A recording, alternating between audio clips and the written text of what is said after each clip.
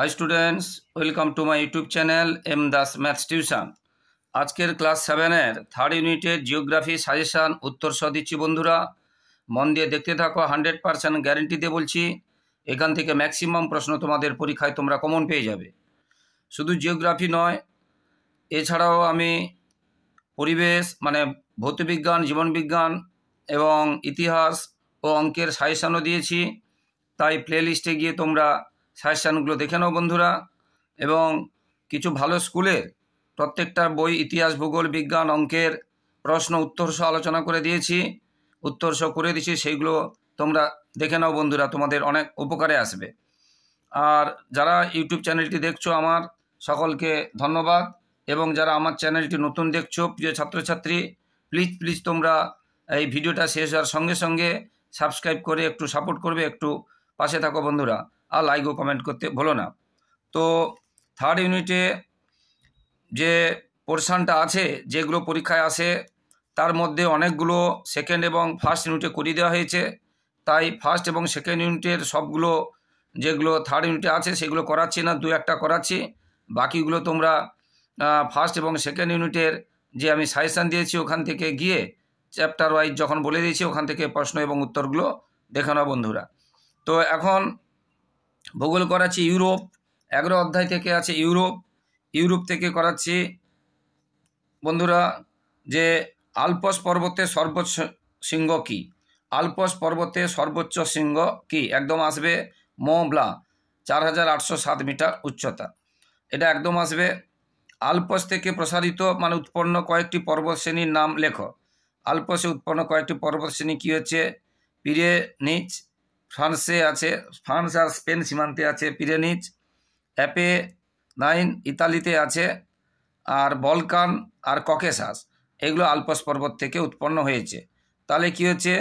পিরেনিজ হয়েছে, অ্যাপেনাইন হয়েছে, বলকান হয়েছে এবং ককেশাস হয়েছে। ইউরোপের বা ককেশাস পর্বতের সর্বোচ্চ শৃঙ্গ কি? এটা খুব আসে, ভীষণ ইম্পর্ট্যান্ট। ইউরোপের বা ককেশাস পর্বতের সর্বোচ্চ শৃঙ্গ কি? না এলব্রুজ 5642 মিটার উচ্চতা, এটা ভীষণ পরিমাণে আসে। ইউরোপে দক্ষিণবাহী নদীর নাম আর উত্তরবাহী নদীর নাম এগুলো আসে কখনো কখনো। ইউরোপের দক্ষিণবাহী নদীগুলো হচ্ছে রোন, পো আর দানিউব, আর উত্তরবাহী নদী হচ্ছে সিন, রাইন আর এলব।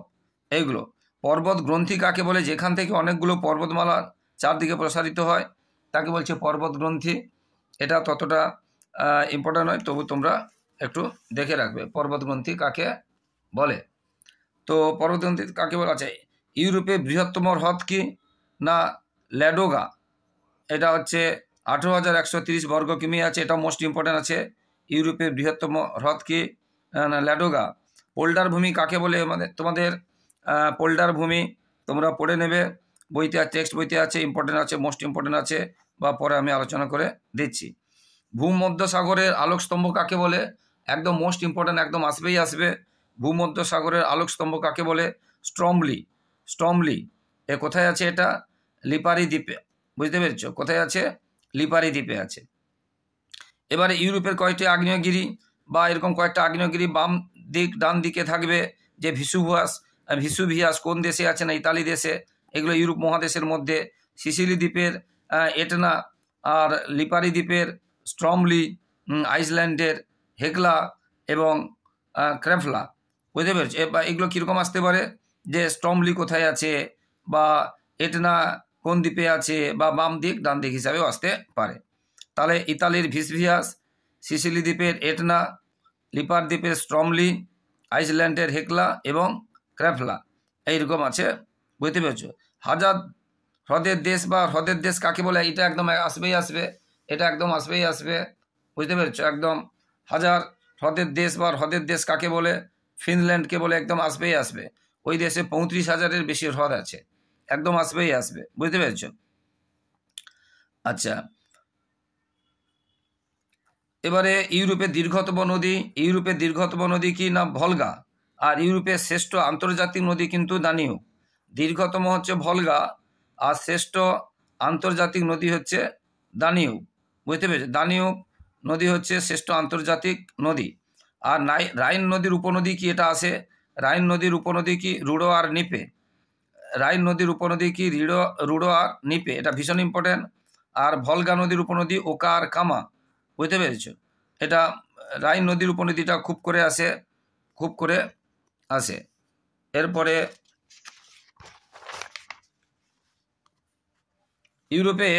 ইউরোপের মধ্যেই তোমাদের আছে তোমাদের ওই 11 অধ্যায়ে কি আছে? রূঢ় শিল্পাঞ্চল। ইউরোপের মধ্যেই আছে রূঢ় শিল্পাঞ্চল। রূঢ় শিল্পাঞ্চল কাকে বলে বা বলিতে কি বোঝো, বা কোন অঞ্চলটিকে রূঢ় শিল্পাঞ্চল বলে? এটা খুব করে আসে না, জার্মানির রাইন ও তার 2 উপনদী রুড়া ও লিপে। আগেও বলেছি রাইন নদীর উপনদী কি? রুড়া ও লিপে। তো জার্মানির রাইন ও তার 2 উপনদী রুড়া ও লিপের সংযোগস্থলে কয়লা খনিকে কেন্দ্র করে যে শিল্পাঞ্চল গড়ে উঠেছে তাকে রূঢ় শিল্পাঞ্চল বলে। রূঢ় শিল্পাঞ্চল কাকে বলে? এটা অনেক সময় আসে। এবার দক্ষিণে ড্যাশও আসে অনেক সময়। দক্ষিণে চারনোজেম ও উত্তরে পটসল মাটি দেখা যায়। আবার বাম দিক ডান দিকের মধ্যেও আসে যে পটসলটা বা পটজলও বলতে পারে।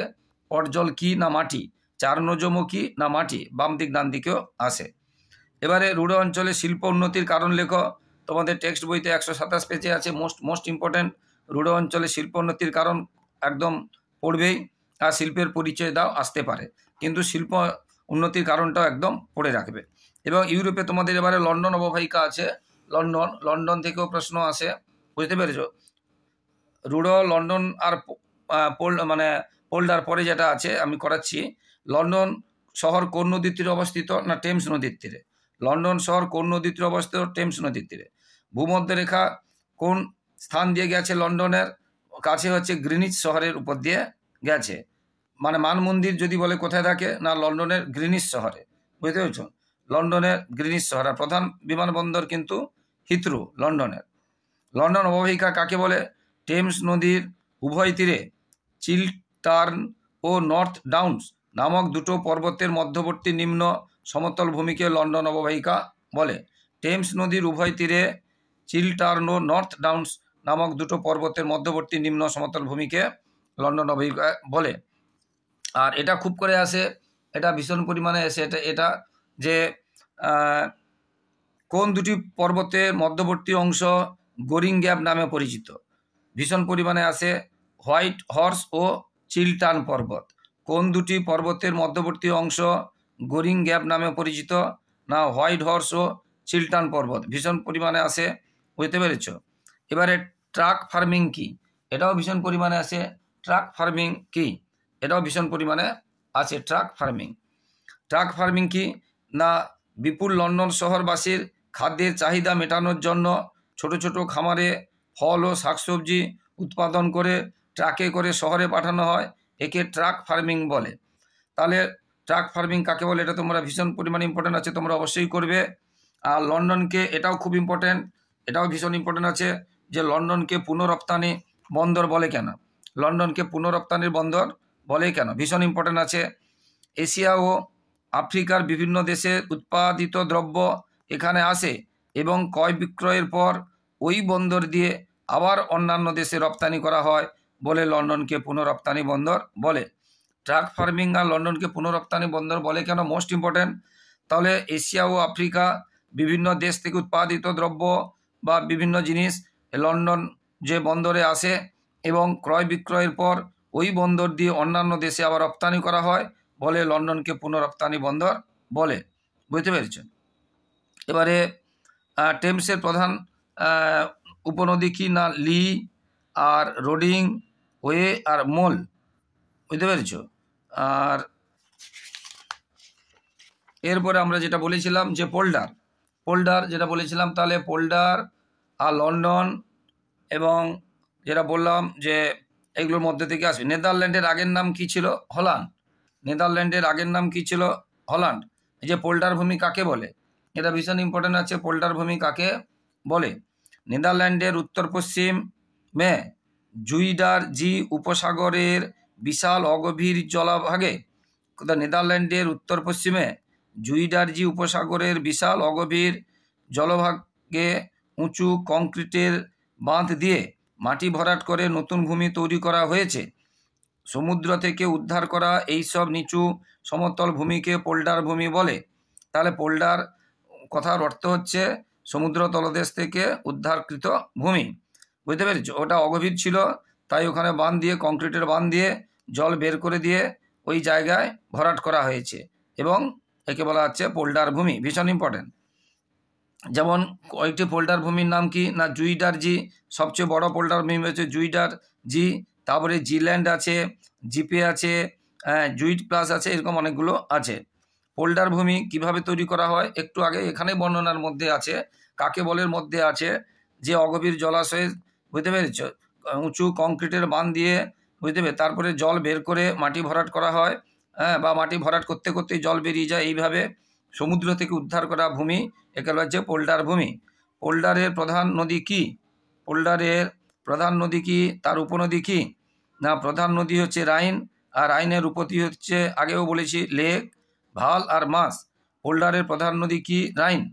পোল্ডারের প্রধান নদী রাইন, রাইনের উপনদী লেক, ভাল আর মাস। নেদারল্যান্ডের রাজধানী কি? আমস্টারডাম। এটা বাম দিক ডান দিকে আসে, আবার শর্ট প্রশ্ন আসতে পারে। নেদারল্যান্ডের রাজধানী কি? নেদারল্যান্ডের রাজধানী কি? নেদারল্যান্ড মানে হল্যান্ড, মানে যেটা পোল্ডার ভূমি বলা হয় না, আমস্টারডাম। হিরে কাটা ও পালিশ শিল্পের জন্য কোন শহর পৃথিবী বিখ্যাত? না, আমস্টারডাম। এটা নেদারল্যান্ডে। হিরে কাটা ও পালিশ, ভীষণ ইম্পর্টেন্ট, এটা একদম আসবেই আসবে। হিরে কাটা ও পালিশ শিল্পের জন্য কোন শহর পৃথিবী বিখ্যাত? না, আমস্টারডাম। এটা কোথায় আছে? নেদারল্যান্ডে আছে। আন্তর্জাতিক বিচারালয় কোথায় আছে? এটা একদম আসবেই আসবে। না, নেদারল্যান্ডে আছে কি? দ্য হেগ শহরে। আন্তর্জাতিক বিচারালয় কোথায় আছে? দ্য হেগ শহরে। এবং হেগ শহরটা কোথায় আছে? নেদারল্যান্ডে। এটা ইউরোপ থেকে এগুলো আসবে। এবারে কোনো কোনো স্কুলে এশিয়া আছে, আবার এশিয়া আমরা ফার্স্ট, মানে কোনো স্কুলে ফার্স্ট ইউনিট, কোনো স্কুলে সেকেন্ড ইউনিট হয়ে গেছে, তবু এশিয়া থেকে দু একটি প্রশ্ন বলছি। পৃথিবীর ছাদ কাকে বলে? নবম অধ্যায় এশিয়া থেকে বলছি। পৃথিবীর ছাদ কাকে বলে? পামির মালভূমিকে। পৃথিবীর ছাদ আর উচ্চতম শৃঙ্গ কি? Mount Everest. পৃথিবীর বৃহত্তম দ্বীপ, বুঝতে, বৃহত্তম বদ্বীপ সমভূমি না গঙ্গা ব্রহ্মপুত্র সমভূমি? পৃথিবীর বৃহত্তম বদ্বীপ সমভূমি গঙ্গা ব্রহ্মপুত্র সমভূমি। এশিয়ার উষ্ণতম স্থান, বুঝতে পেরেছ, জোকোবাবাদ, পাকিস্তানে আছে, এটা মোস্ট ইম্পর্টেন্ট। আর শীতলতম স্থান হচ্ছে ওইমিয়াকন, বুঝতে পেরেছ। এশিয়ার উষ্ণতম স্থান আর শীতলতম স্থান, এটা খুব ইম্পর্টেন্ট আছে। পৃথিবীর বৃহত্তম হ্রদ কাস্পিয়ান সাগর, এটাও আছে। পৃথিবীর বৃহত্তম হ্রদ কাস্পিয়ান সাগর। সর্বাধিক বৃষ্টিবহুল অঞ্চল কি হচ্ছে বা স্থান? মৌসিনরাম। আমাদের মেঘালয় চেরাপুঞ্জি এসব পড়ানো হয়। মৌসিনরাম, মেঘালয় চেরাপুঞ্জিতে মৌসিনরাম, বুঝতে পেরেছ। পৃথিবীর স্থলভাগের নিম্নতম অংশ মরুসাগর। স্থলভাগের নিম্নতম অংশ মরুসাগর। পৃথিবীর সর্বাধিক লবণাক্ত হ্রদ ও সবে মরুসাগর, লবণাক্ত হ্রদ মরুসাগর, বুঝতে পেরেছ, ভীষণ পরিমাণে আছে। এবারে এটা খুব করে আসে, ইউরোপ ও এশিয়ার মাঝে কোন পর্বত আছে আর কোন নদী আছে? ইউরোপ ও এশিয়ার মাঝে ইউরাল পর্বত আছে, ইউরাল নদী আছে। ইউরোপ ও এশিয়ার মাঝে কোন পর্বত আছে? ইউরাল পর্বত। আর ইউরোপ ও এশিয়ার মাঝে কোন নদী আছে? ইউরাল নদী। আর এটাও খুব করে আসে, একদম আসবেই আসবে, এশিয়া আফ্রিকা আলাদা হয়েছে কি দ্বারা? লোহিত সাগর ও সুয়েজ খাল দ্বারা। এশিয়া ও আফ্রিকা আলাদা হয়েছে কি দ্বারা?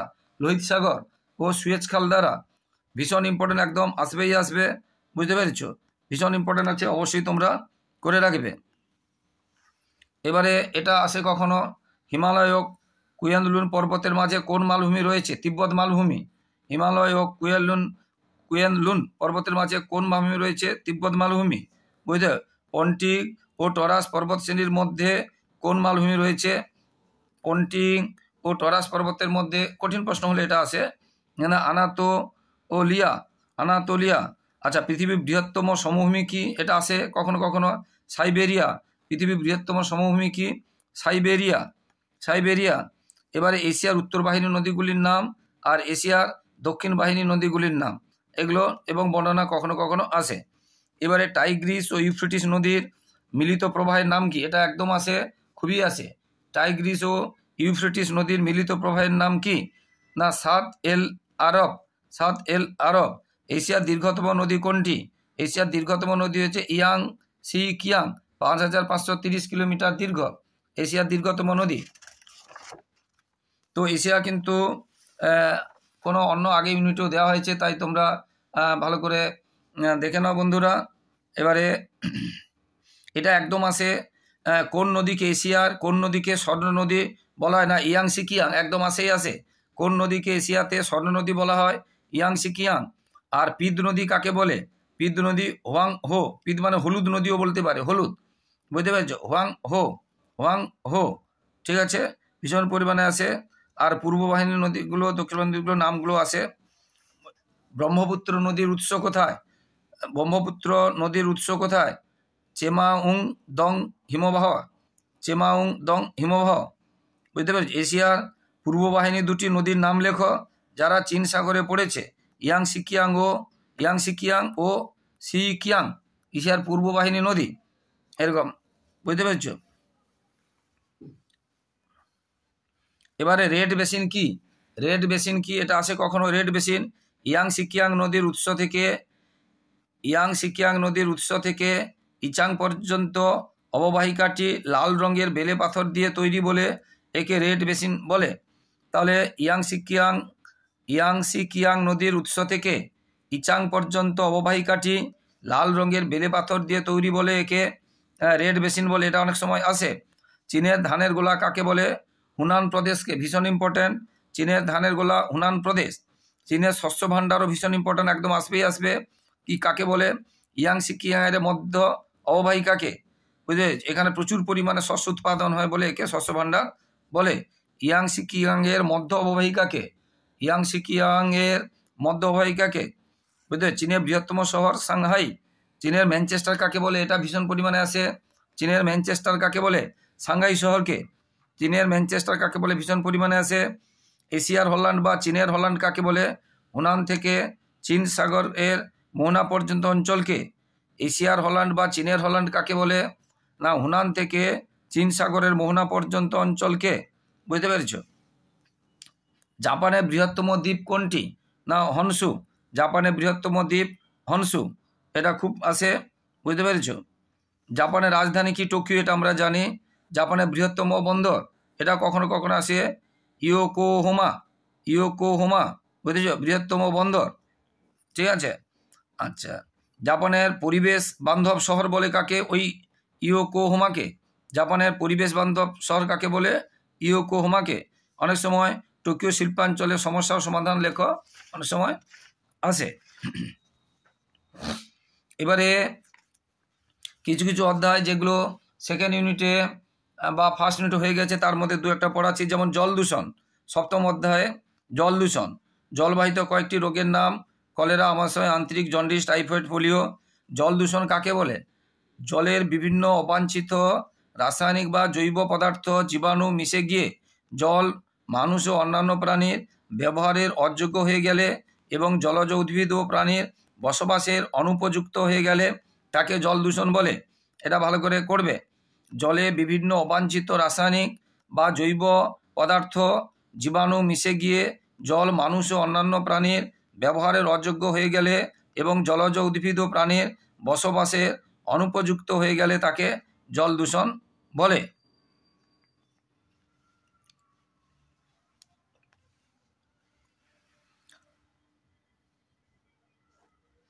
হলদি নদীর মোহনায় ইলিশ মাছের আনাগোনা কমে গেছে কেন?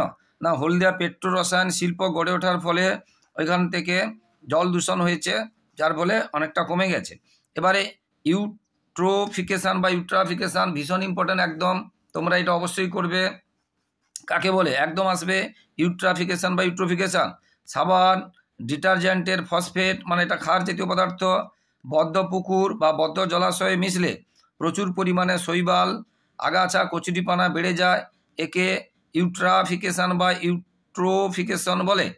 এর ফলে জলে অক্সিজেনের ঘাটতি হয়, মাছ ও জলজ প্রাণীরা মারা যায়, একে বিওডি বলে, বায়োলজিক্যাল অক্সিজেন ডিমান্ড। বিওডির পুরো নাম কি? Biological oxygen demand. ইউট্রাফিকেশান কাকে বলে? মোস্ট ইম্পর্ট্যান্ট, সাবান, ডিটারজেন্টের ফসফেট, ক্ষার, বদ্ধ পুকুর, জলাশয়ের জলে মিশলে প্রচুর পরিমাণে শৈবাল, আগাছা, কচুরিপানা বেড়ে যায়, একে ইউট্রোফিকেশান বা ইউট্রাফিকেশন বলে। এর ফলে জলে অক্সিজেনের ঘাটতি হলে মাছ ও জলজ প্রাণীরা মারা যায় এবং একটা গন্ধ বেরোয়, দুর্গন্ধ বেরোয়, একে বট বলে। আবার বট কাকে বলে সেটাও যদি আসে তখন এটা বলবে। বুঝতে পেরেছ? পশ্চিমবঙ্গের কোন কোন জেলায় বেশি আর্সেনিক দূষণ হয়েছে? মালদা, নদিয়া, হুগলি, হাওড়া, বর্ধমান, এই সমস্ত জেলায়। ফ্লোরাইড দূষণ থেকে কি রোগ হয়? ফ্লুরোসিস এবং দাঁত ও হাড়ের ক্ষয় হয় ফ্লোরাইড দূষণ থেকে। আর্সেনিক দূষণ থেকে কি রোগ হয়? না black foot disease. Black foot disease মানে হাতে এবং পায়ে তালুতে কালো কালো দাগ হয়ে যাবে, ওই জন্য ব্ল্যাক মানে কালো, ফুট মানে পায়ের পাতা, ডিজিজ মানে রোগ, ওই জন্য ব্ল্যাক ফুট ডিজিজ বলছে। আর্সেনিক দূষণের ফলে, ফ্লোরাইড দূষণের ফলে ফ্লুরোসিস, দাঁত ও হাড়ের ক্ষয় হয়, এটা জল দূষণ চলছে। বুঝতে পেরেছ? এবারে একটু আগে বলেছি ব্ল্যাক ফুট ডিজিজের কথা, একটু আগে বলেই দিয়েছি। আর্সেনিক দূষণের ফলেও একটু ব্ল্যাক বলে দিয়েছি এখানে। আচ্ছা, পারদ দূষণের ফলে কি রোগ হয়? এটাও আছে। পারদ দূষণের ফলে মিনামাটা। আর ক্যাডমিয়াম দূষণের ফলে কি রোগ হয়?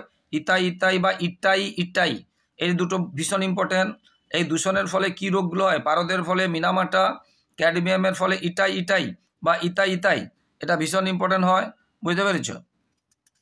পুকুরের জলকে বিশুদ্ধ করার জন্য পুকুরে এটা কি ব্যবহার করা হয়? এটা অনেক সময় আসে। কি রাসায়নিক ব্যবহার করা হয়? এটা অনেক সময় আসে, করে রাখবে। এছাড়া জল দূষণ কিভাবে প্রতিরোধ করা হয় এটা একটু করে রাখবে। এবার মাটি দূষণ কাকে বলে? মাটি দূষণ কাকে বলে? মাটি দূষণের প্রধান কারণগুলি তোমাদের টেক্সট বইতে 80 পেজের কাছে পেয়ে যাবে, 79-80 পেজ। আর পরমাণু বা তেজস্ক্রিয় দূষণের উদাহরণ দাও। হ্যাঁ, পরমাণু বা তেজস্ক্রিয় দূষণের উদাহরণ দাও। এটা ওই 1986 সালে ইউক্রেনের চেরনোবিল পরমাণু কেন্দ্রে এটা পরমাণু দূষণ হয়েছিল। 2011 সালে জাপানের ফুকুশিমা দাইচিতে দুর্ঘটনার ফলে তেজস্ক্রিয় দূষণ ঘটেছিল। আর মাটি দূষণ কাকে বলে দিচ্ছি, ভালো করে শুন। মাটি দূষণ কারখানার দূষিত বর্জ্য পদার্থ, আবর্জনা, প্লাস্টিক, রাসায়নিক সার, কীটনাশক, তেজস্ক্রিয় রাসায়নিক পদার্থ বা গৃহস্থের অব্যবহৃত আবর্জনা কারণে মাটির উর্বরতা ও গুণগত মান নষ্ট হলে তাকে মাটি দূষণ বলে। এটা মাটি দূষণ কিন্তু আমার আগের এতে দেওয়া আছে। বুঝতে পেরেছ? এটা তোমরা করবে।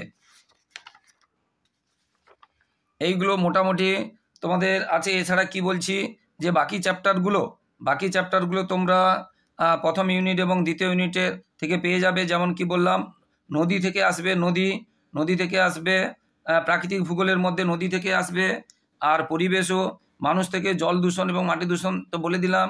আর আঞ্চলিক ভূগোল থেকে ইউরোপ এবং এশিয়া বলে দিলাম। আর প্রাকৃতিক ভূগোলে আরও আছে নদী এবং অন্যান্য ভূমিরূপ টুপ আছে, এগুলো আসবে। কোনো স্কুলে ভূমিরূপ হয়, কোনো স্কুলে ভূমিরূপ হয় না। বুঝতে পেরেছি? তাই ভূমিরূপের 2-1টি প্রশ্ন বলে দিচ্ছি। ভূমিরূপে পৃথিবীর অভ্যন্তরের পাতগুলি যে সান্দ্র থকথকে স্তরের উপর ভাসছে তার নাম কি? না অ্যাসথেনোস্ফিয়ার। ভূমিরূপ বুঝতে পেরেছ? পৃথিবীর অভ্যন্তরের পাতগুলো যে সান্দ্র থকথকে স্তরের উপর ভাসছে তার নাম কি? না অ্যানথেনোস্ফিয়ার। পর্বত কাকে বলে? না সাধারণত 900 মিটারের বেশি উঁচু এবং অনেক দূর বিস্তৃত শিলা দ্বারা গঠিত ভূমিরূপকে পর্বত বলে। আর পাহাড় কিন্তু 900 মিটার বা 1000 মিটারের কম এবং কম দূর বিস্তৃত। বুঝতে পেরেছো? তাকে পাহাড় বলে। মাউন্ট এভারেস্টের উচ্চতা কত? পৃথিবীর যে উচ্চতম মাউন্ট এভারেস্ট 8848 মিটার, এটা নেপালে অবস্থিত। ভঙ্গিল পর্বত, হিমালয় হচ্ছে নবীন ভঙ্গিল পর্বত। আলপস ও নবীন ভঙ্গিল পর্বত ইউরোপে আছে। আর রকি হচ্ছে উত্তর আমেরিকাতে আছে। আর আন্দিজ হচ্ছে দক্ষিণ আমেরিকাতে আছে। এগুলো ডান দিকও থাকে বা কী ধরনের পর্বত এরকম থাকে? স্তূপ পর্বত, বাম দিক বা এসএকিউ এমসিকিউ থাকে স্তূপ পর্বত। ভারতের সাতপুরা হচ্ছে স্তূপ পর্বত। আর জার্মানির ব্ল্যাক ফরেস্ট ও স্তূপ পর্বত। আর ফ্রান্সের ভোজ ও স্তূপ পর্বত। এগুলো কী ধরনের পর্বত এরকম আছে? আগ্নেয় পর্বত। ভেসুভিয়াস ইতালিতে আছে, এটনাও ইতালিতে আছে, কিলিমাঞ্জারো আফ্রিকাতে আছে, ফুজিয়ামা জাপানে আছে। এগুলো উদাহরণ আছে। বা ইন্দোনেশিয়া আছে ক্রাকাতোয়া, এগুলো কি আগ্নেয় পর্বত। এবারে ভঙ্গিল পর্বত বা স্তূপ পর্বত কিভাবে গঠিত হয় এটা আছে। মালভূমির শ্রেণীবিভাগ এটা আছে। মালভূমি কাকে বলে? এটা অনেক সময় আসে। সাধারণত 300 মিটারের বেশি উঁচু বিস্তীর্ণ ভূভাগ যার চারদিকে খাড়া। বুঝতে পেরেছো? সাধারণত 300 মিটারের বেশি উঁচু বিস্তীর্ণ ভূভাগ যার চারদিকে খাড়া ঢাল থাকে তাকে মালভূমি বলে। মালভূমিকে টেবিল ল্যান্ড বলে কেন? এখনই বললাম যে এটা বিস্তীর্ণ মানে চারদিকটা খাড়া এবং উপরের দিকটা কি হচ্ছে প্রায় সমতল বা টেবিলের মতো, প্রায় সমতল বা ঢেউ খেলানো, এই জন্য তাকে কি বলা হচ্ছে টেবিলের মতো দেখতে বলে কে বলা হচ্ছে টেবিল ল্যান্ড। পৃথিবীর বৃহত্তম মালভূমি কোনটি? তিব্বত মালভূমি। পৃথিবীর সর্বোচ্চ মালভূমি কোনটি? পামির মালভূমি। এই দুটোর মধ্যে আছে বৃহত্তম এবং সর্বোচ্চ। বৃহত্তম মালভূমি তিব্বত মালভূমি, সর্বোচ্চ মালভূমি পামির মালভূমি। এই জন্য পামিরকে পৃথিবীর ছাদ বলে, পামিরকে পৃথিবীর ছাদ বলে। আর ভারতের উচ্চতম মালভূমি কি? লাদাখ বা লাডাখ, ভারতের উচ্চতম মালভূমি। এবার সমভূমির শ্রেণীবিভাগ করে রাখবে। ভারতের প্রাচীন ভঙ্গিল পর্বত আরাবলি, ভারতের প্রাচীন ভঙ্গিল পর্বত আর আরাবলি, এবং এটা ক্ষয়জাত পর্বত, এখন ক্ষয় পেয়ে যাচ্ছে, এই জন্য আরাবলি। পৃথিবীর বৃহত্তম বদ্বীপ সমভূমি কোনটি? গঙ্গা ব্রহ্মপুত্র নদের বদ্বীপ সমভূমি। পৃথিবীর বৃহত্তম বদ্বীপ সমভূমি কি? গঙ্গা ব্রহ্মপুত্র নদের বদ্বীপ সমভূমি। এটা ভূমিরূপ থেকে করালাম, বুঝতে পেরেছ? তো এই রকম যেগুলো দেওয়া হলো না, তোমরা ফার্স্ট ইউনিট এবং সেকেন্ড ইউনিটে যে প্রশ্ন উত্তরগুলো দিয়েছি, সাজেশান দিয়েছি, উত্তর সহ এখান থেকে দেখে নেবে বন্ধুরা। তো বারবার বলছি, ইউরোপটা খুব ভালো করে পড়বে, লন্ডন অববাহিকা, পোল্ডার ভূমি, যেগুলো বললাম, ইউরোপটা খুব ভালো করে পড়বে। ইউরোপ থেকে কিন্তু একদম প্রশ্ন একদম কমন পেয়ে যাবে ইউরোপ থেকে, বুঝতে পারবে। এশিয়া থেকেও আসতে পারে, যেগুলো জল দূষণটা করবে, ইউরোপটা করবে। বারবার বলছি, রুড়া শিল্পাঞ্চলও করবে, ইউরোপের একদম আসবে। আর সবাই বন্ধুরা যারা আমার ইউটিউব চ্যানেলটি দেখছো, সকলকে অসংখ্য ধন্যবাদ। আর যারা আমার চ্যানেলটা নতুন দেখছো, প্রিয় ছাত্রছাত্রী, প্লিজ প্লিজ প্লিজ তোমরা আমার চ্যানেলটিকে সাবস্ক্রাইব করে একটু সাপোর্ট করো বন্ধুরা। তোমাদের জন্য এত পরিশ্রম করছি, তোমাদের জন্য লাগাতার প্রশ্ন উত্তর এবং গণিত বইয়ের সমস্ত প্রশ্নের উত্তর সহ করিয়ে দিচ্ছি। তাই গণিতটা বিশেষ করে ফলো করো বন্ধুরা, ভীষণ ভীষণ উপকারে আসবে। সমস্ত প্রশ্ন মালা আমরা উত্তর সহ করে দিচ্ছি। তাই বন্ধুরা এত পরিশ্রম করছি তোমাদের জন্য, তোমাদের কাছ থেকে একটু ভালোবাসা, একটু সাপোর্ট, একটু সহযোগিতা চাই, সেটা সাবস্ক্রাইব এবং শেয়ারের মধ্যে দিয়ে। তাই প্লিজ প্লিজ বন্ধুরা আমার চ্যানেলটিকে সাবস্ক্রাইব এবং শেয়ার করে একটু সাপোর্ট করে একটু পাশে থাকো বন্ধুরা। তোমাদের কাছে শুধু এটাই চাইছি। আর লাইক ও কমেন্ট করতে বলো না। সবার পরীক্ষা ভালো হোক, সবাই খুব সুস্থ থাকো, সবার ভবিষ্যৎ ভালো হোক। জয় হিন্দ, বন্দে মাতরম।